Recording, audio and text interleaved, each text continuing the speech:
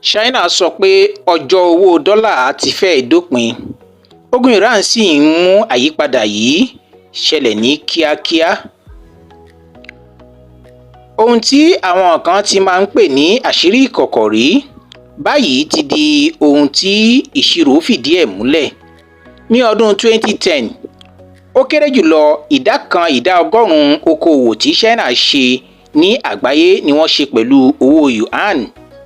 Ní oṣù kẹta ọdún 2023, yuan tayọ owó dọ́là fún ìgbà àkọ́kọ́. Ní oṣù kẹta ọdún 2024, ìdá tí ó lé ní 50 nínú ìdá 100 ìṣòwò ní àárín orílẹ̀-èdè China àti àwọn orílẹ̀-èdè mìíràn ni wọ́n lo owó yuan fún, èyí tí ó yí dọ́là ṣubú sí ìdá 42.8 péré. Ìtẹ̀síwájú yìí kò tíì dúró o. Ogun Iran ṣe ìyípadà yìí ní yárayára. Nígbà tí Iran ti ọ̀nà omi Strait of Hormuz, ó ṣe àdáyanrí pàtàkì kan pé ẹnikẹ́ni tó bá fẹ́ kọjá ó gbọ́dọ̀ ta epo rẹ̀ ní yuan kì í ṣe ní owó dọ́là.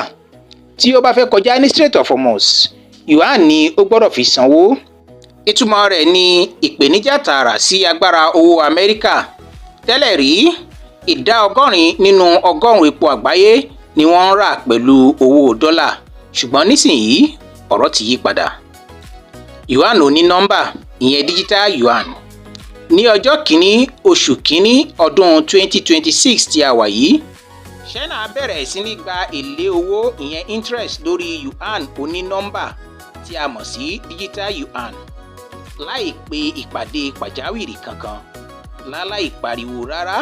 Ohun tí ó kàn ṣe ni pé ó ta mọ́ ètò tí wọ́n ti ń ṣe kalẹ̀ fún ọdún pípẹ́.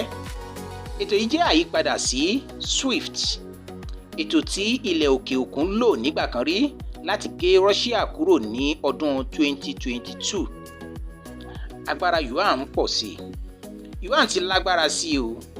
Ó ti ní agbára ní ọ̀nà ìdá 7 nínú 100 ju dọ́là lọ láàrin ọdún kan péré. Ó sì ń ṣòwò ní ìdá 6 ó lé díẹ̀, èyí tí ó mú yuan wà ní orí ìṣúná owó tó ga jùlọ láti ọdún 2023.